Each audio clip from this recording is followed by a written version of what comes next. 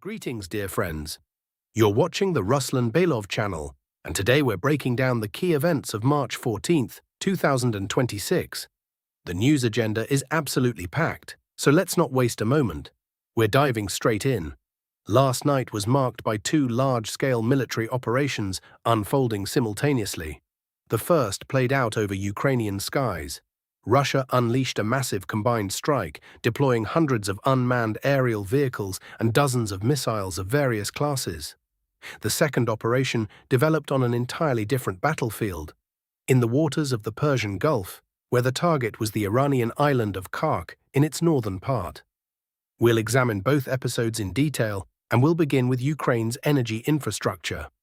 From the very first hours of the morning, pro-Ukrainian Telegram channels and media outlets have been actively circulating a schematic map showing the estimated flight paths of Russian strike assets.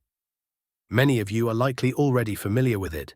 According to the routes plotted on it, the main stream of unmanned vehicles, marked with yellow arrows, was launched from the Rostov, Bryansk, and presumably Smolensk regions. X-101 cruise missiles, shown in red, originated from the area of Engels airfield. Caliber missiles, green lines, traveled northward, heading toward the Vinnytsia substations and a facility west of Kiev.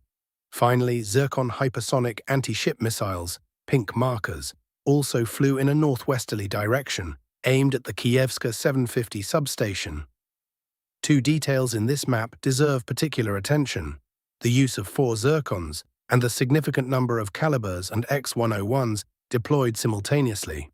According to statements published by the Ukrainian side, immediately after the conclusion of the massed attack, the total number of detected targets came to 498. Of those, air defense forces managed to intercept 1 Zircon missile, and, by Ukrainian accounts, all of the Calibers and X-101s that were employed. However, when those figures are cross-referenced against the actual number of hypersonic missiles used, the math leads to an uncomfortable conclusion. Between 1 and 3, Zircons very likely broke through to the Kievska 750 substation and inflicted significant damage. It bears reminding that this facility supplies electricity to the Ukrainian capital and is connected by high-voltage lines to the Rivne and Khmelnytsky nuclear power plants. Through the Vinnytsia substation, it is also linked to western Ukraine's power grid and to Moldova's networks. It is worth noting separately that Ukrainian official sources have recently been reporting on work to establish an energy connection with Romania, a backup route in case relations with Hungary and Slovakia deteriorate further. By current estimates, this interconnector will be completed ahead of the next winter campaign. As for the actual results of the strike, concrete details were scarce throughout the day. Analysis was drawn primarily from open-source data and radar track monitoring. Regarding the Vinnytsia axis, missiles were tracked on approach but then disappeared from screens, and no reports of explosions in that area followed. This gives grounds to suggest that the cruise missiles on that leg were intercepted.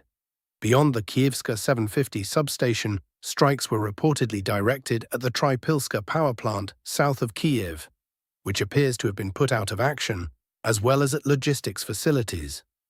Assessing the overall effectiveness of the attack on the energy system, one can conclude the strategic objective was to sever the link between the Kievska 750 substation and the Vinnytsia substation. A complete disconnection of that line would have caused serious power supply disruptions across central and eastern Ukraine. Nevertheless, open sources are reporting only partial outages. There are currently no reports of large-scale blackouts. Several photographs published today from Brovary suggest that a strike was carried out against a warehouse zone near the local railway station. According to available information, the warehouse facilities were completely destroyed in the attack. One more fact deserves attention. It predated the Russian strike chronologically. Just shortly before the attack, Germany delivered a batch of PAC-3 missiles for Patriot air defense systems to Kiev. It appears that Western allies have built a well-oiled logistics chain. Missile stockpiles are held in Poland, right along the Ukrainian border on NATO territory, and are rapidly transferred into Ukraine and distributed among battery crews just before an anticipated strike. This may well explain the high effectiveness of Ukrainian air defenses and the scarcity of information about actual losses. Overnight, footage was also released showing a strike on a position used by Ukrainian armed forces for launching attacks deep into Russian territory. It was engaged by German-type drones. Equally noteworthy is the fact that immediately after the Russian strike concluded, Ukraine responded in kind, also deploying hundreds of UAVs. According to some reports, around 180 Ukrainian drones were tracked moving toward Moscow during daylight hours. Strikes were also recorded targeting Russia's southern regions. Overall, the picture reflects an intense aerial confrontation unfolding on both sides. Turning to the situation directly on the line of contact, the frontline configuration saw no significant changes over the past 24 hours. Noteworthy is a statement from Ukrainian Armed Forces Commander Syrskyi, who called on all units to strictly observe information discipline and indicated that another counter-offensive operation is currently underway. The specific location of this operation, however, remains impossible to determine at this time. On the Zaporizhzhia axis, a number of mappers are reporting an expansion of Russian control around Rozdvianka, with advances moving simultaneously north, west, and south. Ukraine's counter-offensive on the northern flank of this sector produced no tangible results over the past day. On the Dnipropetrovsk axis, between Ivanivka and Novopavlivka, Ukrainian sources have published footage of strikes against Russian forward positions, on the basis of which the grey zone is being adjusted in Russia's favor. On the Kostiantynivka sector, a substantial volume of footage has emerged today. It appears that a second wave of offensive action has begun against Ukrainian positions in the southwestern part of the city. Russian sources have shared recordings of massed artillery preparation, involving both multiple launch rocket systems and tube artillery, targeting the western and southwestern districts of Kostiantynivka. This kind of fire treatment typically precedes a transition to a ground phase of the operation. There is a reasonable probability that in the near future, the Russian side will attempt to expand its controlled areas in both Ilinivka and the western part of Kostiantynivka. Simultaneously, aviation and artillery strikes are being conducted from the north against positions within the city, aimed at uncovering the locations of Ukrainian units and FPV drone operators. On the Sloviansk axis, the front line remained unchanged. That said, there is one important detail. City services in Sloviansk have begun stretching protective netting between buildings and across streets. This is a telling sign that Ukrainian command fully understands Russian FPV drones will be able to reach the city in the near future.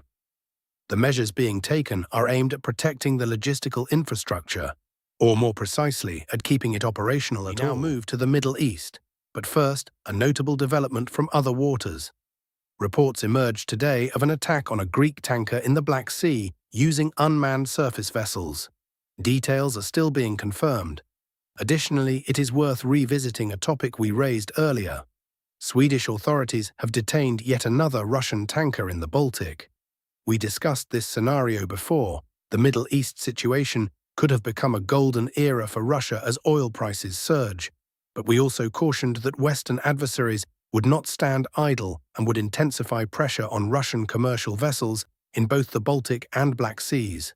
That forecast is now playing out before our eyes. Now, directly to the Persian Gulf.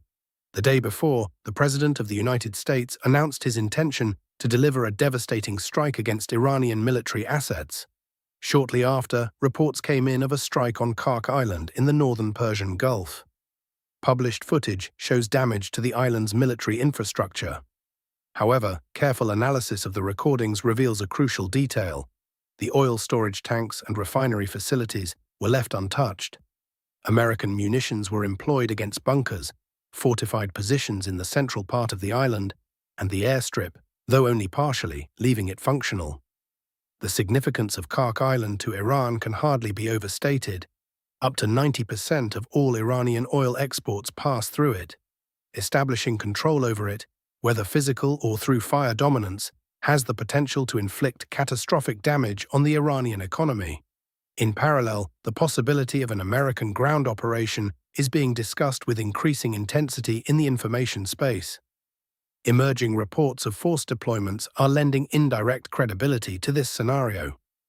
According to available data, the United States is planning to deploy the 31st Marine Expeditionary Unit, numbering 2,200 personnel, along with supporting vessels that have already begun moving toward the Persian Gulf from the vicinity of Japan. The transit will take approximately 2 weeks. In addition, the question of deploying a further 5,000 troops to the region is reportedly under consideration. In all likelihood, the coalition's primary objective will be to establish control over strategically significant islands. The already mentioned Kark and Keshem Island, located south of Bandar Abbas, directly at the entrance to the Strait of Hormuz. There is one particularly significant circumstance worth dwelling on. The strike against Kark, Iran's largest oil export hub, was carried out in the early hours of Saturday, March 14th. The operative word here is Saturday. The previous day, oil futures had closed at $98.71 per barrel for WTI and $103.14 for Brent. Had the same strike come on a weekday trading session, the market would have reacted instantly. Oil prices could plausibly have surged to $130 or $140 per barrel within the session itself. By striking on a weekend when exchanges are closed, the United States has effectively bought 2 days of artificial price stability. But that illusion cannot hold indefinitely. The coming Monday carries enormous uncertainty. It could potentially become the most turbulent trading day in the past 3 decades. A sharp spike in oil prices, a collapse of financial markets, including those linked to the United Arab Emirates. What exactly will happen? No one can say. Meanwhile, Iran shows no signs of letting up and continues to hold the Strait of Hormuz in a state of effective blockade. Footage published today from the strait vividly illustrates the scale of the maritime catastrophe. Damaged, burning, crew-abandoned vessels. A side-by-side comparison of the situation on March 12th of last year versus today speaks for itself. A year ago, the strait was alive with dense, normal shipping traffic. Today, it is effectively paralyzed. American officials insist the strait is technically open.